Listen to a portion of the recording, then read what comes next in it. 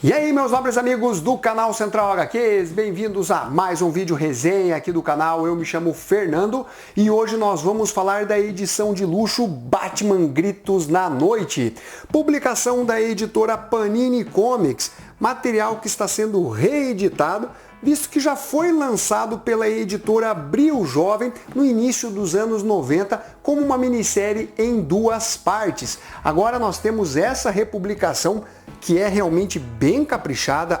Adorei a arte de capa, tem o verniz aqui ó, aplicado no Batman, edição em capa dura. Esta aqui é a guarda da publicação, tem um morcego aqui bem bonito também, com papel couché colorido, são 92 páginas. Eu vou deixar o link na descrição, apesar de que me parece que essa publicação já está esgotada. Nós temos aqui um material que se encaixaria perfeitamente no selo Vertigo ou no selo DC Black Label. É uma história mais adulta e mais madura, tocando em temáticas mais polêmicas. Roteiros de Art Goodwin, que particularmente eu gosto bastante. Ele já foi editor tanto na Marvel como na DC, na Creep, na Eire, e também roteirista de diversos personagens Marvel. A arte fica por conta de Scott Hampton, que tem trabalhos bem interessantes. Ele já desenhou Os Devoradores de Vida, que saiu pela editora Mitos, que trata ali dos Vikings. Teve também Deuses Americanos, que é a adaptação da obra literária de Neil Gaiman para os quadrinhos. Lucifer também conta com a arte do Scott Hampton, algumas edições desenhadas de Sandman, de Hellboy. Enfim, é um artista aí já conhecido no meio. Essa minissérie ela foi publicada nos Estados Unidos no ano de 1992, ainda sobre a influência da invasão britânica que aconteceu anos antes, né? Alan Moore, Grant Morrison, Neil Gaiman, Peter Milligan, depois Garfienes, entre outros, mas principalmente com aqueles quadrinhos mais maduros do Frank Miller, como Cavaleiro das Trevas e também Batman Ano 1. Vocês lembram daquela dinâmica bem interessante entre o James Gordon e o Homem-Morcego?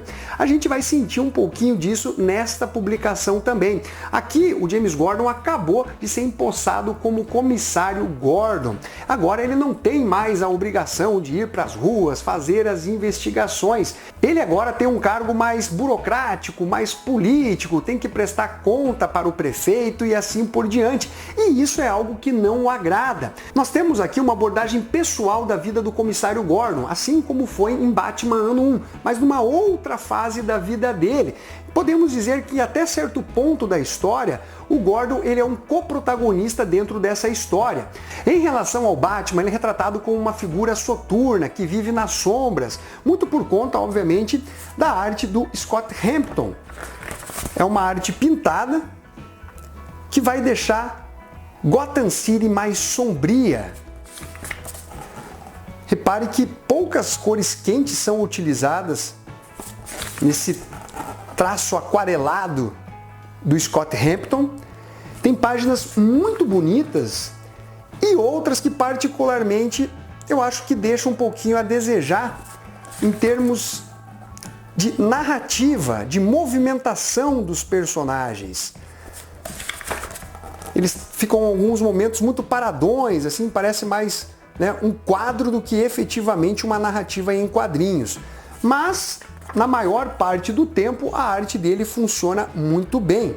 Temos, né, o Bruce Wayne como aquele playboy que tenta ajudar a Gotham City. É mostrado na história uma instituição que acolhe crianças e está buscando fundos. E aí o Bruce Wayne dá as caras. Enquanto isso, está rolando uma investigação, né, da polícia de Gotham com uma série de crimes envolvendo famílias.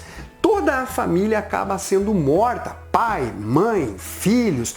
Eventualmente uma ou outra testemunha acaba sendo poupada. E é aí que o Batman, junto com o comissário Gordon, precisam unir forças para descobrir quem é esse assassino, quais são as suas motivações. Desde o início, com diálogos potentes do Art Goodwin, o leitor percebe que trata-se de uma história mais madura, mais pesada, que envolve também crianças.